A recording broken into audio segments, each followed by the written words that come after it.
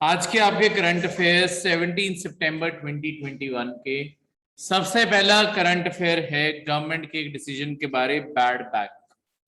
Bad bank क्या होता है? बेसिकली सबसे पहले आपको बैड बैंक समझाता हूं। देखो, इंडिया की इकोनॉमी को एक बहुत बड़ी प्रॉब्लम फेस करनी पड़ रही थी। वो प्रॉब्लम क्या थी? हमारे इंडिया के अंदर जो बैंक्स है ना, और खासकर जो पब्लिक सेक्टर बैंक्स है, जो सरकारी बैंक्स हैं, जब इंडिया अपनी पीक ग्रोथ रेट पे पहुंच गया था, ये 2002 से लेके 2007 का जो पीरियड था ना, सारी दुनिया और इवन इंडिया की सरकार को लगा था कि अब इंडिया अमीर ही होता जाएगा, क्योंकि लगातार इंडिया की ग्रोथ रेट बहुत ही बेटर तरीके से आ रही थी। ठीक है, इंडिया के अंदर एफडीआई बढ़ती जा रही थी, ग्रोथ बढ़ती जा रही थी। इसी के चलते हुए आपकी प्राइवेट सेक्टर में भी बहुत ज्यादा एक्साइटमेंट थी इन्वेस्ट करने की। तो आपके प्राइवेट सेक्टर ने बहुत सारे लोन्स उठाने शुरू किए। ठीक है, इन्होंने बहुत सारे लोन्स लेने शुरू किए ताकि ये आगे और चीजों के ऊपर इन्वेस्ट कर सके। नई कंपनीज खोल रहे थे, ठीक है, नए इंफ्रास्ट्रक्चर प्रोजेक्ट अगर कोई करना है किसी ने, बैंक से लोन लेके करते हैं। तो ऐसे सारी चीजें फंड हो रही थी। तो बहुत ही पीक पीरियड था इंडिया। बैंक्स भी ये देख रहे थे कि इतने लोन्स बाहर जा रहे हैं और ग्रोथ रेट इंडिया का अच्छा है। बैंक्स भी सारे लोन्स को आराम से अप्रूवल दे रहे थे और सारे के सारे आपके लोन्स अप्रूव हो रहे थे। मतलब इसके थ्रू सारे लोन्स आपके अप्रूव हो रहे थे। ठीक है, तो अब हुआ क्या? जब 2007 का टाइम आया, 2007-8 में पूरी दुनिया में फाइनेंशियल क्राइसिस आ गया, रिसेशन आ गया। अचानक ही अमेरिका से शुरू हुआ। अमेरिका में रियल एस्टेट सेक्टर, देखो होता क्या है, रिसेशन आते कैसे हैं? किसी दुनिया की एक इकोनॉमी में कोई ना कोई प्रॉब्लम होगी। वहां पे तब प्रॉब्लम थी अमेरिका की इकोनॉमी में। प्रॉब्लम क्या थी? अमेरिका की इकोनॉमी में भी बैंक्स, देखो सारी दुनिया का ये बहुत ही अच्छा पीरियड था। सारी दुनिया की इकोनॉमी सबसे ज्यादा ग्रो कर रही थी। इसके ग्रो करने का जो मेन कारण था वो ये था कि जो लोन्स दिए जा रहे थे, अमेरिका में तो बहुत ही ज्यादा लिबरल तरीके से बैंक्स लोन बांट रहे थे। बहुत ज्यादा लिबरल तरीका क्या कि जैसे किसी को भी होम लोन के बेसिकली सेक्टर में ना, वहां पे बबल क्रिएट हो गया था। बबल क्या होता है? जब प्राइजेस हद से ज्यादा राइज हो जाते हैं। देखो, कोई चीज एक्चुअली, किसी चीज की मार्केट में प्राइस 10 रुपए हो, जस्ट बोलने के लिए, पर उसे क्योंकि खरीद बहुत ज्यादा लोग रहे और उसकी एक्चुअल वैल्यू भी 10 रुपए थी, तो एक बारी के लिए इसकी वैल्यू इन्फ्लेट हो जाएगी। शायद एक टाइम पे 100 रुपए का भी बिक रहा हो, पर इसकी रियल वैल्यू तो पीछे 10 रुपए ही है ना।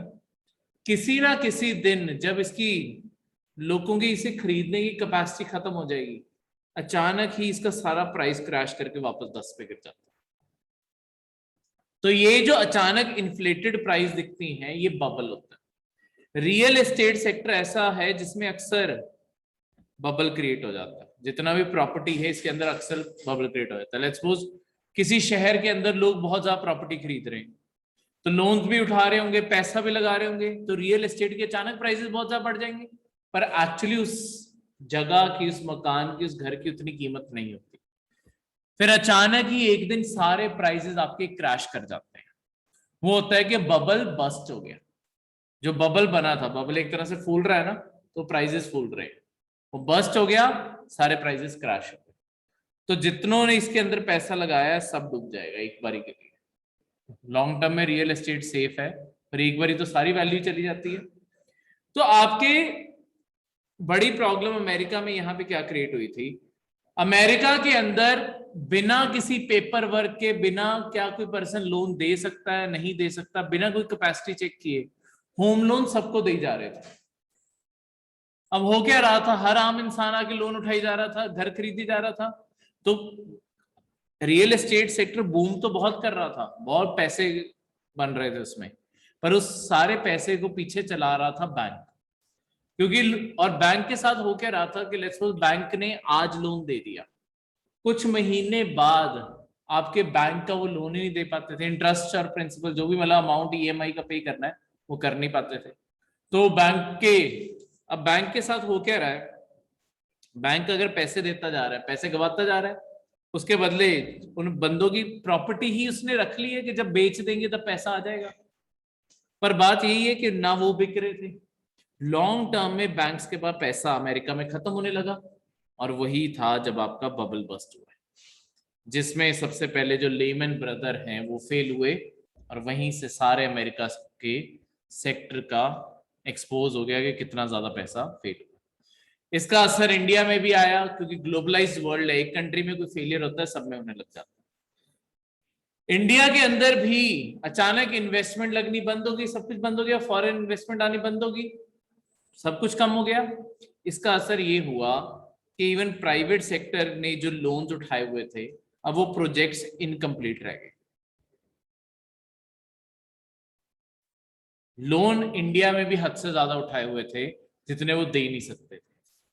अब यहां पे जब ये इनकम्प्लीट रह गए, यानी कि प्राइवेट सेक्टर अपने लोन वापस नहीं चुका पाया।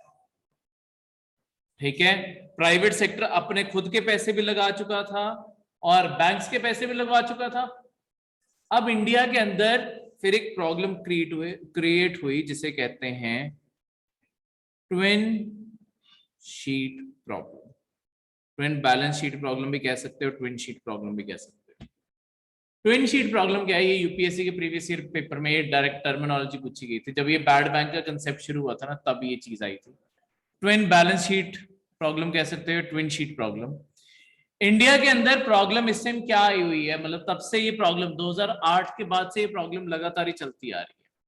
वो प्रॉब्लम क्या है कि ना आपके प्राइवेट सेक्टर के पास पैसा है इन्वेस्ट करने के लिए, और ना बैंक्स, पब्लिक सेक्टर बैंक्स के पास पैसा बचा है लोन देने के लिए, बड़े लोन्स देने के लिए। तो हमारे इनकी भी बैलेंस शीट में प्रॉब्लम है, इनकी भी बैलेंस शीट में प्रॉब्लम है, इसे ही ट्विन शीट प्रॉब्लम कहते हैं। दोनों की साइड प्रॉब्लम आई हुई है। तो इन्वेस्टमेंट आएगी कहां से? इसी के कारण आपका इंफ्रास्ट्रक्चर सेक्टर तो खासकर बहुत ज्यादा सफर कर रहा है। तो अब गवर्नमेंट इसे ही करेक्ट करने के लिए बैंकिंग सेक्टर को ठीक करने लगी है। बैंक्स ने जितने रेकलेस लोन बांट दिए, अब अल्टीमेटली सरकार को ही सारा मेस साफ करना पड़ेगा। अब हो क्या रहा है, इसी के चलते हुए आपकी जो गवर्नमेंट है, गवर्नमेंट एक क्रिएट करती है बैड बैंक। इसे बैड बैंक क्यों बोला जाता होता है? क्योंकि जितने भी आपके ये बैंक्स हैं, इनके अंदर हुआ क्या हुआ है कि इनके अंदर बहुत सारे ऐसे लोन्स हैं जो अब रिकवर ही नहीं हो रहे, लोन्स फेल हुए पड़े हैं। ये बैड बैंक क्या करेगा, ये सारे जितने भी फेल्ड लोन्स के प्रोजेक्ट्स थे, ये सारे वो प्रोजेक्ट्स को खुद ले लेगा। इसके बदले ये बैंक्स को पैसे पे कर देगा। तो बैंक्स के पास कैपिटल आ गया, पैसा आ गया, बैंक्स अपना नॉर्मल ऑपरेशन दोबारा शुरू कर सकते हैं लोन देने। तो ये जो बैंक्स के ऊपर बर्डन बना हुआ था कि ये जो आपके प्रोजेक्ट्स फंसे हुए हैं, इनका क्या करना है, जिनके ऊपर बैंक ने कब्जा तो कर लिया। अब लेट्स सपोज कोई होटल बना रहा था, होटल बनते बनते बीच में कंस्ट्रक्शन रुक गई है, ठीक है, क्योंकि अगला बंदा ना वहां पे कर पाया, ना बैंक को पे कर पाया, बैंक ने उस होटल की प्रॉपर्टी के ऊपर कब्जा करके रख लिया था। पर अब होटल चला थोड़ी सकता है बैंक, ना वो बिक रहा है बैंक से, तो बैंक के पास तो एक फालतू का बर्डन पड़ा हुआ है ना। तो बैंक क्या करेगा, बैंक उठा के इस बैड बैंक को देगा और इसके बदले उससे पैसे ले लेगा, जितनी भी उसकी वैल्यू उस होटल की निकलेगी। ये बैड बैंक क्या करेंगे, ये बैड बैंक ऐसे कोई भी एसेट, लेट्स सपोज जैसे मैंने आपको होटल का एग्जांपल दिया, वो होटल को विजिट करेंगे, वो देखेंगे देखो ज्यादातर स्ट्रक्चर बन चुका है, ठीक है, सिर्फ ये लॉन लोन मेंटेन अगर कर दें, थोड़ा बहुत इंप्रूवमेंट कर दें, ये किसी को बेच देंगे। तो यहाँ पे bad bank as a specialize industry काम करेगा, जिसका काम ही ये होगा इनमें थोड़ी बहुत इंप्रूवमेंट जो कर सकते हैं वो करके बेच दो, ठीक है, जो भी बेटर इन्वेस्टर मिले उसे बेच दो, ताकि ये भी पैसे रिकवर कर लेंगे, अपना उसमें से प्रॉफिट भी निकाल लेंगे, ठीक है। यानी कि लेट्स सपोज बैंक का लोन था, बस कहने के लिए 100 रुपए, इन्होंने बैंक को 100 रुपए पे कर दिए, इनका हो गया, इन्होंने उसके ऊपर इन्वेस्टमेंट किया, लेट्स सपोज ये 150 रुपए का हो गया, ठीक है, और किसी इन्वेस्टर को ये बेच देंगे 500 का, बीच का कमा गए। किया क्या है, वो 50 और लगा के इन्होंने जितना होटल इनकम्प्लीट रहता था, लेट्स सपोज शीशे रहते थे, पेंट रहता था, टाइल्स रहती थी, वो सारी चीजें लगवा दी, तैयार हो गया, बेच दो। पहले कोशिश करेंगे इनकम्प्लीट ही बिक जाए बस ऊपर वाले प्राइस पे, क्योंकि बैंक से हमेशा डिस्काउंट पे बिकता है। वो लोन कई बार क्या है, लोन 110 में दिया था, बैंक को तो ये भी बहुत है कि 100 रुपए रिकवर हो गए, वो 10 रुपए झेल लेंगे 100 की जगह, ठीक है, तो ये पैसा तो वापस आ गया, वो कहीं और लगा लेंगे।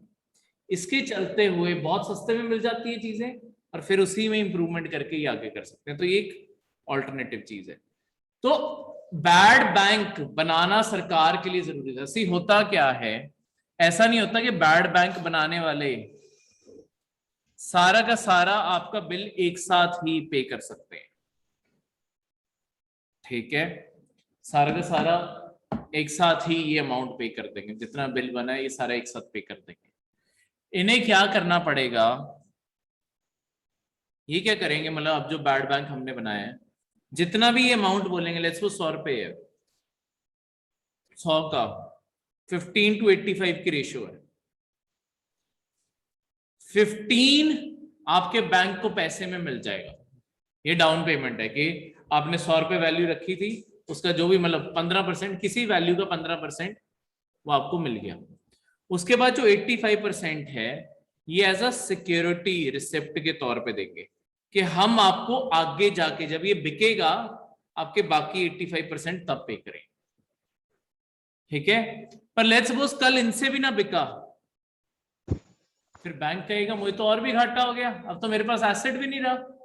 तो यहीं पे सरकार, मतलब ये प्राइवेट सेक्टर भी कर सकता है बैड बैंक का काम, सरकार यहीं पे इंटरफेयर कर रही है, सरकार गारंटी प्रोवाइड करने लगी है कि अगर ये सिक्योरिटी रिसिप्ट फेल हो जाती है हम आपको पे कर देंगे, ठीक है। सरकार ने 30,000 करोड़ के करीब का फंड बनाया है, वो इसी चीज के काम आएगा, ठीक है। एनपीए जो आपके ये बैड बैंक के पास टोटल एसेट जाने वो 2 लाख करोड़ के, ठीक है।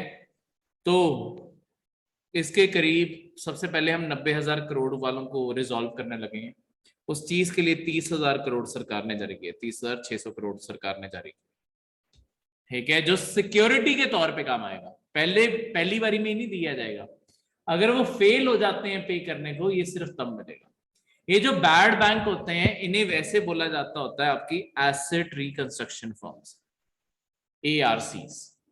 एसेट को रिकंस्ट्रक्ट कर रहे हैं ना, कि देखो दोबारा से बेचने के लिए उसमें इंप्रूवमेंट कर रहे हैं और फिर बेच रहे हैं, इन्हें एसेट रिकंस्ट्रक्शन कंपनीज बोला जाता है या फर्म्स बोला जाता है, ठीक है, क्लियर है, इसमें कोई भी डाउट। तो सरकार इसके अंदर 5 साल की गारंटी देने लगी है कि 5 साल के अंदर कोई भी सिक्योरिटी रिसिप्ट फेल होगी वो हम पे कर देंगे, आप इन्हें देना शुरू करो, ताकि बैंकिंग सेक्टर दोबारा से साफ हो जाए और उसके बाद काम करना शुरू कर दे। अब इसके अंदर देखो आपकी 2 तरीके की कंपनीज सरकार बनाने लगी है। एक तो जो आरबीआई बना रही है, सॉरी आरबीआई क्या बनाने लगा है, national asset reconstruction company limited, NARCL, ठीक है। ये यही करेगा कि सारे एसेट्स को एक साथ उठा लेगा। इसके अलावा जो दूसरी चीज है वो है IDRC। IDRC क्या होना है, ये आपका इंडियन डेट रेजोल्यूशन कंपनीज, ये आपकी प्राइवेट भी हो सकती हैं पब्लिक भी हो सकती हैं, दोनों हो सकती हैं, ठीक है। ये आपकी सरकार बना रही है, national asset reconstruction company limited. Ultimately जो ये सारी चीजों से डील करेंगी वो इंडियन डेट रेजोल्यूशन कंपनीज करेंगी। तो कोई भी जब भी एसेट आएगा ये दोनों मिलके एक साथ कैसे रेजोल्यूशन करना है वो पूरा डिसाइड करेंगे और उसी के मुताबिक आपकी रिसिप्ट की गारंटी बनेगी। सॉल्व यही करेंगे IDRC, यही ये एसेट रिकंस्ट्रक्शन कंपनीज यही होंगी, ठीक है, जो इंडियन कंपनीज है मतलब वही करेंगी, वही बेचेंगे आगे, वही सब कुछ रिकंस्ट्रक्ट करके सब कुछ बेचेंगे, ठीक है, एसेट को दोबारा से रिकंस्ट्रक्ट करके। नेशनल एसेट रिकंस्ट्रक्शन कंपनी सिर्फ ये जो सिक्योरिटी गारंटी देनी है ना, सिक्योरिटी रिसिप्ट पे गारंटी देनी 85% की, वो देगा, ठीक है। तो सरकार इसलिए कंपनी बना रही है। तो यही आपकी नेशनल एसेट रिकंस्ट्रक्शन कंपनी जो है, जो सरकार बना रही है, ये कंपनी कंपनीज एक्ट के अंडर बनाई जा रही है और रिजर्व बैंक ऑफ इंडिया के अंडर इसने लाइसेंस अप्लाई किया एसेट रिकंस्ट्रक्शन कंपनी का, ठीक है। इसमें क्या है, इसके अंदर सारे स्ट्रेस्ड एसेट का मतलब है जो लोन्स रिकवर नहीं हुए, तो सारे एसेट्स इसके अंडर होंगे, ठीक है, और उनका रेजोल्यूशन करने की कोशिश की जाएगी। इसकी शेयर होल्डिंग, पीएसबी का क्या मतलब है, पब्लिक सेक्टर बैंक, जो सरकारी बैंक हैं उन्हें पीएसबी कहते हैं। जितने भी सरकारी बैंक्स हैं इसके अंदर 51% शेयर होल्डर वही होंगे, बाकी प्राइवेट सेक्टर हो सकते हैं, यानी कि 49% प्राइवेट सेक्टर ओन करेगा, चाहे वो प्राइवेट बैंक्स हो, चाहे प्राइवेट रिकंस्ट्रक्शन कंपनीज हो, कोई भी हो। 51% हर पॉइंट पे आपका सरकार का शेयर रहेगा, ठीक है, क्लियर है यहां तक, कोई भी डाउट? ठीक है। नेक्स्ट है IDRCL, वही जो आपको मैंने इंडियन कंपनीज बताई हैं, इंडियन डेट रेजोल्यूशन कंपनी। ये जो कंपनीज हैं इनके अंदर पब्लिक सेक्टर का शेयर मैक्सिमम 49% होगा, तो यहां पे आपका प्राइवेट सेक्टर 51% लीड कर रहा है। जो सरकार की कंपनी है जो सारे एसेट्स की गारंटी देगी उसके अंदर 51%, जो रिजॉल्व करेंगी उसमें प्राइवेट सेक्टर में, दोनों एक साथ मिलके ये चीजें करें, क्लियर है। और नीड क्या है, वही जो मैंने आपको समझाया कि बैंक्स को पैसे मिल जाएंगे, एसेट्स द्वारा सेल होके प्रॉपर किसी इन्वेस्टर के पास चले जाएंगे, उस एसेट को प्रॉपरली आगे वो खुद बना के इंडिया की इकोनॉमी में कंट्रीब्यूट होगा। अब अगर कोई होटल बनते बनते बंद हो गया, अब आगे वो होटल पूरा हो जाए, जॉब्स आएंगी, किसी को वेटर की, किसी को रिसेप्शन पे, रूम सर्विस में, किचन में, हर जगह जॉब्स आएंगी, तो इस कारण हमारा उस तरीके से फायदा भी हो, तो इसलिए ये चीजें सोची जा रही है, क्लियर है। अगला है नेशनल कंपनी लॉ ट्रिब्यूनल। अब ये ट्रिब्यूनल्स क्या होते हैं, सबसे पहले देखो, ट्रिब्यूनल अपने आप में एक तरह से क्या है,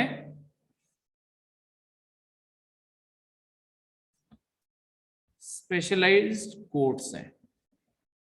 ये ऐसे कोर्ट हैं जिन्हें कोई एक स्पेसिफिक फंक्शन दिया गया है, दो कारणों कारण, एक तो देखो उस फील्ड की स्पेशलाइजेशन आ जाएगी, दूसरा क्योंकि अगर वो उसी चीज के रिगार्डिंग केस डील करते हैं वो उसे सॉल्व भी जल्दी करते हैं, क्योंकि उनके पास सारे केसेस का स्ट्रेस नहीं है ना।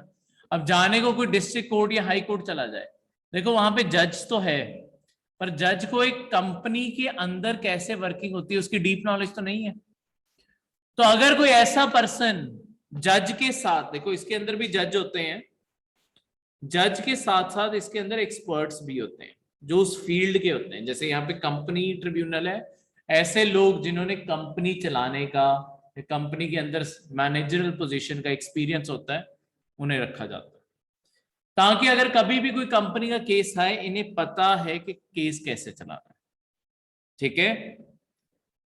तो इस तरीके से ये काम करते हैं। तो आपके नेशनल कंपनी लॉ ट्रिब्यूनल आपकी कंपनीज आपस में, कंपनी के अंदर के कोई डिस्प्यूट सॉल्व करने के लिए बनाया गया, ठीक है। इसे 1 जून 2016 को बनाया गया था वी बालाकृष्ण इराडी कमेटी की रेकमेंडेशन, ठीक है। ऐसी कमेटी भी कई बार पेपर में आती है कि किन के कहने पे, ठीक है। तो किसी भी कंपनी के अंदर कोई भी डिस्प्यूट हो, या वो कंपनी लेट्स सपोज खत्म करनी है, खत्म करते हुए पैसा कैसे बांटना है, ऐसा कोई भी डिस्प्यूट हो, वो सारे के सारे डिस्प्यूट यहां जाते हैं आपके नेशनल कंपनी लॉ ट्रिब्यूनल। कोई भी डिस्प्यूट, जैसे मैंने थोड़े दिन पहले टाटाज और साइरस मिस्त्री का डिस्प्यूट बताया था मैंने आपको, वैसे डिस्प्यूट भी इसी के पास आते हैं, क्लियर है। नेक्स्ट है गुड्स एंड सर्विस टैक्स। देखो आपकी जीएसटी काउंसिल की मीटिंग होने लगी है। जीएसटी काउंसिल, हरियाणा में क्या क्वेश्चन आया था,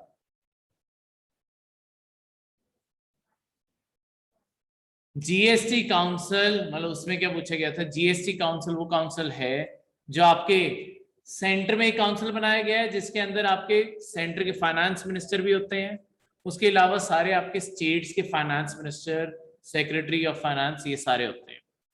ये सब मिलके डिसाइड करते हैं कि आपके जीएसटी का कितना रेट किस प्रोडक्ट के ऊपर लगेगा। जैसे एक उबले हुए अंडे के ऊपर कितना जीएसटी लगता है? हाँ, क्यों?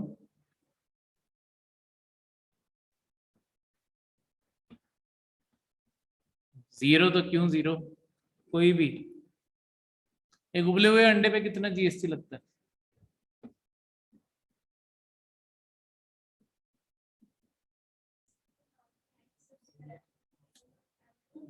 क्या?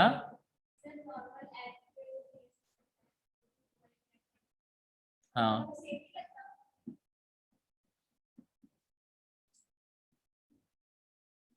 आज का यही होमवर्क है, उबले हुए अंडे के ऊपर कितना जीएसटी लगता है। ठीक है, क्लियर है? प्रीवियस ईयर पेपर है का क्वेश्चन है ये, यूपीएससी के। उबले हुए अंडे के ऊपर कितने % जीएसटी लगेगा। तो आपके जितने भी किस प्रोडक्ट के ऊपर कितना जीएसटी लगना है, क्या रेट होने चाहिए, वो सब कुछ आपके जीएसटी काउंसिल डिसाइड करता है। ठीक है, अब जब जीएसटी अप्लाई करना था, आपके स्टेट्स के बहुत सारे टैक्सेस और सेसेस को कैंसिल करना था। हाँ जी, ढूंढ लिया। 5%, क्यों? लॉजिक?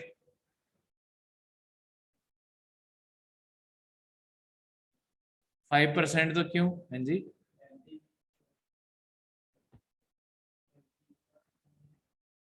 एलपीजी तो अलग चीज है। 5% तो क्यों 5%? चलो कोई बात नहीं। हाँ जी,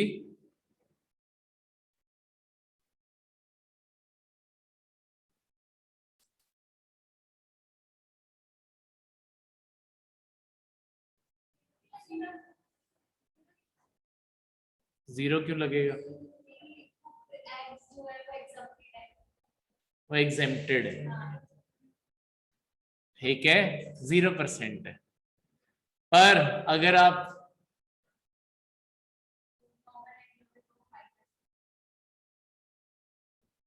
अब जो रॉ एग्स है उनके ऊपर कितना जीएसटी है?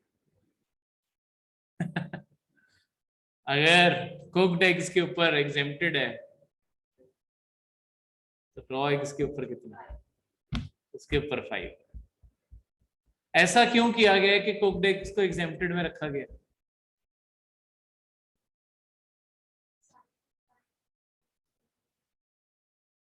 देखो, मैं बाकी सबको भी ऑनलाइन बता दूं। अगर आप एक रॉ एग खरीदते हो जो कच्चे अंडे हैं, ठीक है, पकाया नहीं है अभी, उसके ऊपर 5% जीएसटी है। अगर आप एक बना हुआ अंडा खरीदते हो जो बॉयल हो चुका है, चाहे उसका कुछ भी बन गया, उसके ऊपर कोई जीएसटी नहीं है, 0%। ये एक चीज होती है, इसे कहते हैं डबल टैक्सेशन। अगर मैंने कच्चे अंडे के ऊपर जीएसटी ऑलरेडी लगा दिया है, तो बने हुए के ऊपर क्यों लगाऊंगा? क्योंकि वो अंडा तो वही है ना, ऐसा तो है नहीं कि रेडीमेड ही वैसे आ रहा था, कच्चे के ऊपर तो ऑलरेडी लग गया। तो अगर मैं फिर से 5% लगाऊंगा तो डबल टैक्सेशन होगी। एक ही प्रोडक्ट के ऊपर 2 बारी टैक्स लग गया। ये कभी भी किसी टैक्स में नहीं होता।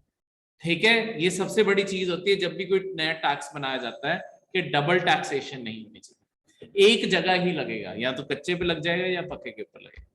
पर कच्चे के ऊपर लगाते हैं क्योंकि हमें थोड़ी पता है कि लोगों ने उसके अंडा बनाना है या होली पे एक दूसरे को मारना है या क्या करना है, कुछ भी कर सकते हैं। ठीक है, बालों के ऊपर लगाना है, कुछ भी करी जा रहे हैं, तो जो मर्जी करें कच्चे अंडे लेके, तो हम क्या कहते हैं, उसके बेसिक प्रोडक्ट के ऊपर लगा दें। ठीक है, क्लियर है?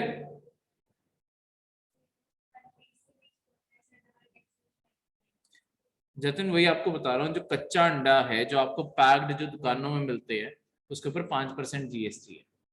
पर जो आपको बॉइल्ड होके अंडा मिलता है, उसके ऊपर कोई जीएसटी नहीं है।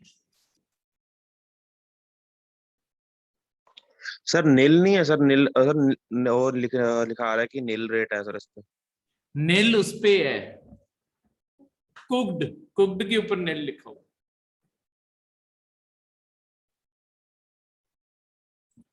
तो अभी की मीटिंग क्यों खास है? देखो जब आपके जीएसटी लगाना था, देखो जीएसटी लगाने के लिए सेंटर और स्टेट दोनों की कोऑर्डिनेशन चाहिए, क्योंकि बहुत सारे ऐसे टैक्सेस जो आपकी स्टेट गवर्नमेंट्स लगाती थी वो सारे खत्म कर देने थे, और उसके बदले सिर्फ एक जो सेंटर का टैक्स है वो आ जाना था। ठीक है, तो यहां पे क्या हुआ, आपके गुड्स एंड सर्विस टैक्स में, क्योंकि आपके स्टेट्स के बहुत सारे टैक्सेस खत्म हो रहे थे, जैसे वैट जैसे टैक्सेस जो थे खत्म हो रहे थे, आपकी सेंटर की सरकार ने गारंटी ली थी 5 साल की, कि 5 साल तक अगर आपको कोई भी लॉस होता है, वो जो भी आपका रेवेन्यू था, लेट्स सपोज आप पहले 100 रुपए कमा रहे थे, कोई भी स्टेट है वो 100 रुपए कमा रही थी इनडायरेक्ट टैक्सेस से, जीएसटी लगने के बाद अगर वो 70 कमा रही है, तो ये बाकी 30 रुपए आपकी सेंटर की सरकार दे देगी।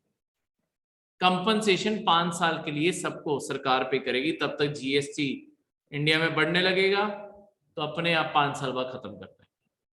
पर अब बहुत सारी स्टेट्स डिमांड कर रही हैं कि इस चीज को एक्सटेंड कर दिया जाए और 5 साल से, क्योंकि बीच में तो पेंडेमिक आ गया, तो जीएसटी प्रॉपर्ली डेवलप ही नहीं हुआ, तो अपने आप इस सिस्टम को आगे वो बढ़ाना चाहते हैं।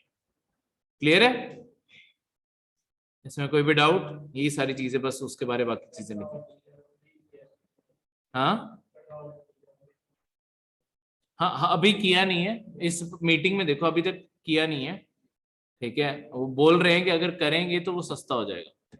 ठीक है, कुछ चीजों पे अभी भी सेस लगता है जीएसटी को छोड़ के, जैसे कि अगर आपका पान मसाला की बात की जाए, 135% मैक्सिमम सेस लगाया जा सकता है, उसका जो भी प्राइस है उसके ऊपर 135% आपका मैक्सिमम ये भी लगाया जा सकता है। ठीक है, इसके अलावा 400 रुपए पर टन कोल के ऊपर।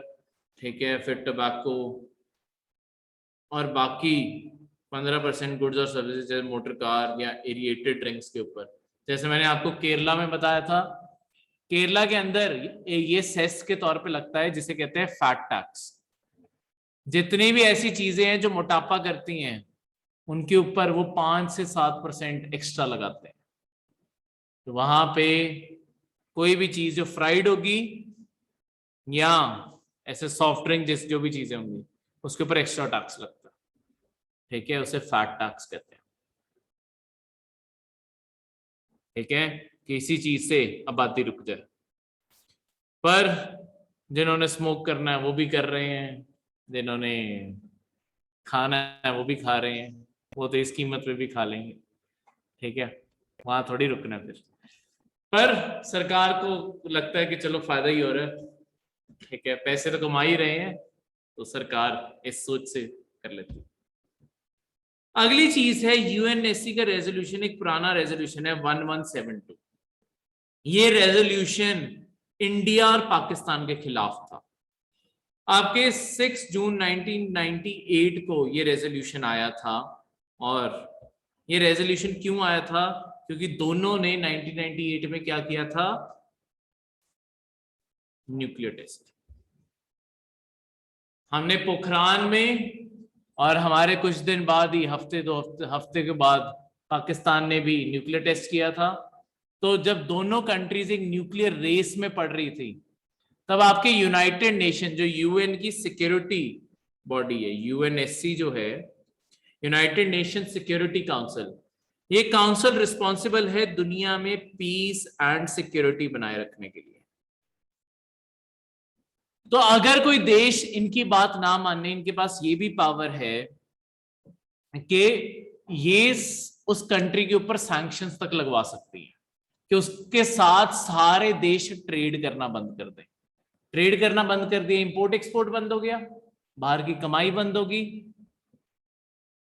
और जो रिसोर्सेज पे हम बाहर से डिपेंडेंट थे, जैसे ऑयल ही था, वो भी आना कम हो जाएगा, तो अपने आप प्रॉब्लम क्रिएट हो जाएगी। ठीक है, पर हमारे खिलाफ ये रेजोल्यूशन सिर्फ हमें कंडेम करने के लिए था कि हमें ये नहीं करना चाहिए था, और कुछ नहीं किया। ये दोनों कंट्रीज को ये टेस्ट नहीं करने चाहिए थे और फ्यूचर टेस्ट ना करें, ये बोला गया था। ये क्यों है? ये बेसिकली आज न्यूज क्यों बनी है? बेसिकली चाइना ने इंडिया को बोला है क्योंकि इंडिया अब अपनी अग्नि 5 मिसाइल टेस्ट करने वाला है। उसका इस महीने 1.5 महीने में अग्नि 5 बारे में पढ़ेंगे, इसका टेस्ट ट्रायल होने वाला है। अगली मिसाइल जो अग्नि 5 है, देखो अग्नि की पूरी सीरीज है, अग्नि 1 से लेके, ये सारी की सारी हमारे इंडिया की ना टॉप न्यूक्लियर मिसाइल्स है, जिनके अंदर न्यूक्लियर बॉम्ब कैरी होता है। अग्नि 5 ऐसी मिसाइल है जो चाइना, सारे चाइना को कवर करती है, मतलब इतना बड़ा इसका रेडियस होगा, इंटरकॉन्टिनेंटल बैलिस्टिक मिसाइल है। ये 5,000 10,000 किलोमीटर दूर तक जा सकती है, इंडिया से 10,000 किलोमीटर दूर तक। तो ये इसके अब टारगेट में बीजिंग भी है, ठीक है। तभी चाइना की तरफ से ये मैसेज आया है कि ये तो गलत है, ये नहीं होना चाहिए। खुद चाहे जितने मर्जी वेपन रख लो, हम बनाए तो प्रॉब्लम है, ठीक है। इससे दूसरी चीज, ये बैलिस्टिक मिसाइल्स क्या होती है। आप देखो, आपकी मिसाइल 2 तरीके की होती हैं, एक है बैलिस्टिक और दूसरी है क्रूज, ठीक है, UISC क्रूज, वो गाड़ी वाला क्रूज लिख दिया था, ठीक है। बैलिस्टिक मिसाइल होती है जो पहले ऊपर को जाती है, स्पेस तक पहुंचती है, फिर अपने टारगेट की तरफ मूव करती है। क्रूज मिसाइल तुम इसे किसी भी डायरेक्शन में फायर कर सकते हो, ये हर डायरेक्शन में जा सकती है सीधा। तो अगर इसे तुम बिल्कुल लिटरली से हॉरिजॉन्टली भी भेज सकते हो, जमीन के बिल्कुल साथ साथ, तो इससे होगा क्या, ये रडार के भी नीचे से निकल जाती है। तो इनका ये फायदा है। बैलिस्टिक मिसाइल्स का ये फायदा है कि ये बहुत दूर टारगेट तक मार सकती है। जैसे इंटरकॉन्टिनेंटल मैंने बात की, जैसे अमेरिका रशिया जो बना के बैठे हैं, हम अभी 10,000 किलोमीटर तक की टेक्नोलॉजी तक पहुंचे हैं। अमेरिका जो है वो 28,000 30,000 किलोमीटर की टेक्नोलॉजी पे पहुंचा हुआ, यानी कि पूरी दुनिया घुमा के वहीं पे अमेरिका फेंक सकता है। ये अमेरिका के पास टेक्नोलॉजी, ठीक है, रशिया और अमेरिका के पास, क्योंकि वो सबसे पहले आर्म रेस में पड़ गए थे, ऑब्वियसली उनके पास टेक्नोलॉजी ज्यादा बेटर है। हम धीरे धीरे बना रहे हैं, 10,000 तक पहुंच गए, ठीक है। तो ये सारा का सारा, इसके साथ साथ ही दो यहाँ पे ना ट्रीटीज के बारे लिखा है, न्यूक्लियर नॉन प्रोलिफरेशन ट्रीटी और एक कॉम्प्रिहेंसिव न्यूक्लियर बैन ट्रीटी। इसके बारे एक बार रीड कर लेना, ये किसी ना किसी करंट अफेयर में हम जरूर पढ़ेंगे, आपकी एनपीटी और सीटीबीटी, ठीक है, इनके बारे जरूर पढ़ना। क्लियर है? कोई भी डाउट किसी भी चीज में? हाँ जी, ब्रह्मोस जो है वो आपकी क्रूज है, हाँ, ब्रह्मोस भी क्रूज है, बराक 8 भी क्रूज है, ये सारी क्रूज है, ठीक है, क्योंकि वो नेवी एयरफोर्स इन सबके काम आ जाती है। बैलिस्टिक मिसाइल जमीन से ही लॉन्च होती है, क्योंकि इन्हें जाना बहुत दूर होता है, इन्हें हवा से नहीं छोड़ा जाता, हाँ, रॉकेट की तरह जाती है, ठीक है। तो इनका लॉन्च वैसे ही पूरे प्रोसेस की तरह। क्लियर है?